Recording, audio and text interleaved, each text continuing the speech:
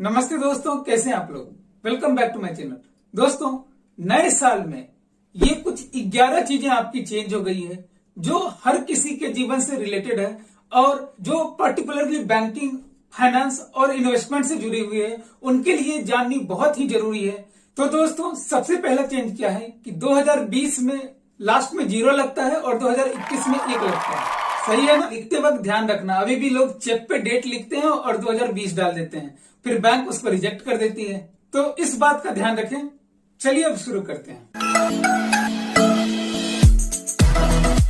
तो दोस्तों, सबसे पहला चेंज आया है कॉन्टेक्टलेस। जो आप पेमेंट करते थे जिसमें वाईफाई का साइन बना हुआ होता था डेबिट कार्ड या क्रेडिट कार्ड पे, तो आपको पिन देने की जरूरत नहीं होती थी। आप सिंपली जाते थे, टैप करते थे, पेमेंट हो जाती थी। इसकी लिमिट अब तक 2000 रुपए थी, अब इसको बढ़ा के 5000 रुपए कर दी है। और दूसरा चेंज भी इसी से रिलेटेड है कि ई मैंडेट जो आप दे रहे थे यूटिलिटी बिल के लिए, जैसे मान लीजिए मेरी इलेक्ट्रिसिटी बिल है या मेरी मान लीजिए मोटर व्हीकल, मतलब जैसे स्कूटर, कार नहीं, कार की बहुत बड़ी हो जाएगी ईएमआई, स्कूटर की ईएमआई जा रही है, या फिर मेरी पानी की बिल है, इसके लिए मैं एक ई मैंडेट दे देता था कि हर एक महीने मेरे कार्ड से डिडक्ट कर लो।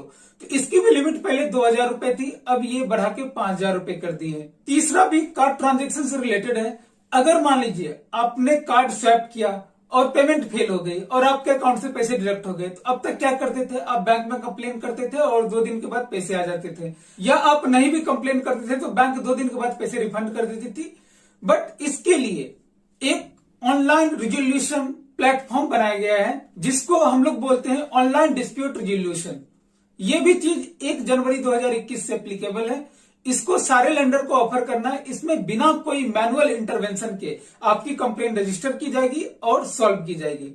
चौथा चेंज दोस्तों इंश्योरेंस से रिलेटेड है। जैसा कि आपको पता है कि इंश्योरेंस सेक्टर के माई बाप हैं IRDAI, उन्होंने बोला है कि जितने भी इंश्योरर हैं उनको अब एक यूनिफॉर्म टर्म प्लान पॉलिसी देनी पड़ेगी जिनका नाम होगा सरल जीवन बीमा।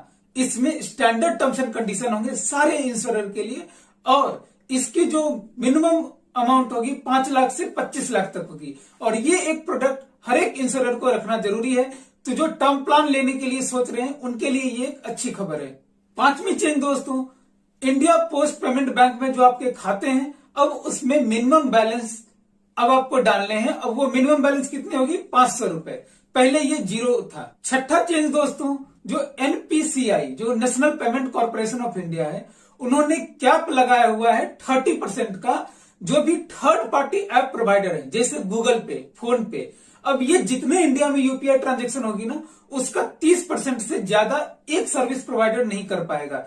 दोस्तों, ये एप्लीकेबल हो जाएगी 1 जनवरी 2021 से। तो इसमें आपको क्या घाटा है, आपको कोई घाटा नहीं है।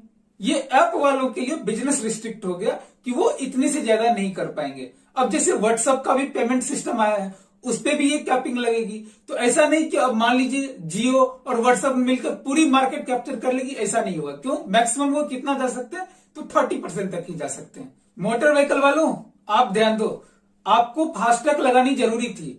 उसकी जो फास्टैग मैंडेटरी होने की ड्यू डेट थी वो थी 1 जनवरी 2021, बट सरकार ने इसको रिलैक्स किया है और इसे अब मैंडेटरी किया गया है 15 फरवरी 2021 से। 8वीं चेंज जीएसटी से रिलेटेड है।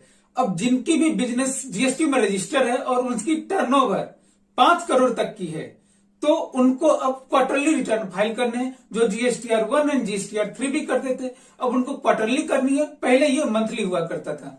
9th change is related to investment. अब जैसे मान लीजिए आप म्यूचुअल फंड में इन्वेस्ट करते हैं, तो म्यूचुअल फंड क्या करती है, म्यूचुअल फंड के पास एक्सपर्ट बैठे रहते हैं टाई पहन के।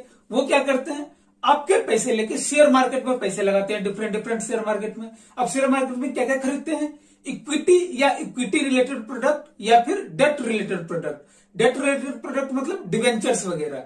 आप इस पे मत जाइए, आप इतना समझिए कि जो एक्सपर्ट होते हैं वो भी शेयर मार्केट में पैसा लगाते हैं और वहां से रिटर्न कमाते हैं। कुछ पैसा अपने रखते हैं और कुछ आपको देते हैं। तो म्यूचुअल फंड का कॉन्सेप्ट इसी तरीके से काम करता है। तो अब तक म्यूचुअल फंड में क्या हो रहा था कि जो एक म्यूचुअल फंड, जैसे मान लीजिए आपका कोटक महिंद्रा का म्यूचुअल फंड है। अब कोटक महिंद्रा के जो म्यूचुअल फंड में प्रोफेशनल बैठे थे, अब तक रिस्ट्रिक्शन थी कि वो कम से कम जो 65% जो टोटल अमाउंट है उसको इक्विटी या इक्विटी रिलेटेड फंड में लगाएंगे। कोई इसमें सेगमेंट नहीं था कि आपको स्मॉल कैप में पैसे लगाने हैं, मिड कैप में लगाने हैं या लार्ज कैप में लगाने हैं। बट दोस्तों 1 जनवरी 2021 से अब ये 65% की कैपिंग बढ़ के 75% हो जाएगी और उसमें एक कैपिंग दे दी है 25% आपको कम से कम होनी चाहिए स्मॉल कैप में, मिड कैप में एंड लार्ज कैप में। तो दोस्तों इससे क्या होगा, मिड कैप वालों को फायदा होगा। अब इस पे कभी डिटेल में मैं एक वीडियो बना लूंगा, बट ये आपको जाननी जरूरी है कि अब जो आप म्यूचुअल फंड इन्वेस्ट करेंगे उसका कम से कम 75% हिस्सा जो है वो इक्विटी या इक्विटी ओरिएंटेड फंड में लगा रहेगा। उसके बाद दोस्तों अब बैंकिंग से रिलेटेड हम चेंजेस देखते हैं। सबसे पहला चेंज, आरटीजीएस ट्रांजेक्शन अब आप 24 घंटे कर सकते हैं। तो अब क्या होगा, आप जाएंगे 12 बजे रात को बैंक में जाकर देंगे कि भैया मेरा आरटीजीएस कर दो, नहीं, ऐसा नहीं होगा। आप आरटीजीएस इंटरनेट बैंकिंग के थ्रू भी करते हैं, मोबाइल ऐप के थ्रू भी करते हैं।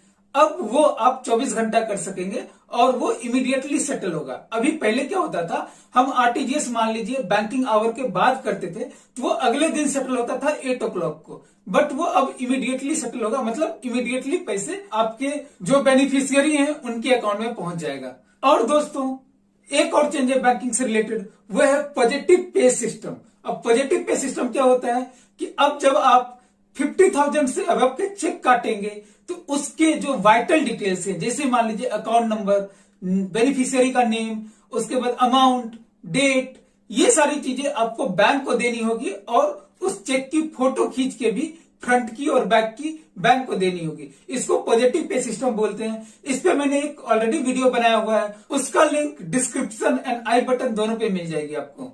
इसके बाद दोस्तों चेंजेस तो और भी बहुत सारे हैं, बट ये 11 मेजर चेंजेस हैं। अब अन्य चेंजेस में जैसे आपकी एलपीजी की प्राइस रिवाइज होगी, ड्राइविंग लाइसेंस अब मैंडेटरी हो जाएगी, नहीं तो 5,000 की फाइन होगी। उसके बाद दोस्तों जिनको कार लेना है उनके लिए एक खबर है कि जो मारुति सुजुकी इंडिया है या आपका महिंद्रा एंड महिंद्रा है, इनके जो मैनेजमेंट है उन्होंने डिसाइड किया है कि 1 जनवरी 2021 से जो इनकी कार है उनकी प्राइस इंक्रीज हो जाएगी। उसके बाद दोस्तों जो जीपे यूज कर रहे हैं उनके लिए एक खबर है कि अब गूगल पे का आपको वेब ऐप भी आने वाला है। उसके बाद दोस्तों सेबी ने एक और रिस्क कैटेगराइजेशन का टूल ऐड किया है। जैसे अब तक सेबी किसी भी प्रोडक्ट को इस 5 रिस्क कैटेगरी में डिवाइड कर सकती थी, जैसे low risk, moderate low risk, moderate risk, moderate high risk, high risk. ये 5 कैटेगरी में से भी अब तक करती आई है। अब एक नई कैटेगरी और ऐड की है, वेरी हाई रिस्क का। अब इससे जनरल पब्लिक को कुछ ज्यादा मतलब है नहीं, बट मैंने आपको बता दी। तो दोस्तों ये सारे चेंजेस 2021 में आए हैं। और 2021 में क्या चेंजेस आए हैं, कोरोना वायरस की वैक्सीन आई है। तो दोस्तों आज के लिए बस इतना ही, मिलते हैं फिर से आपसे एक नए वीडियो के साथ। तब तक के लिए मेरी तीसरा signing off. Thank you so much.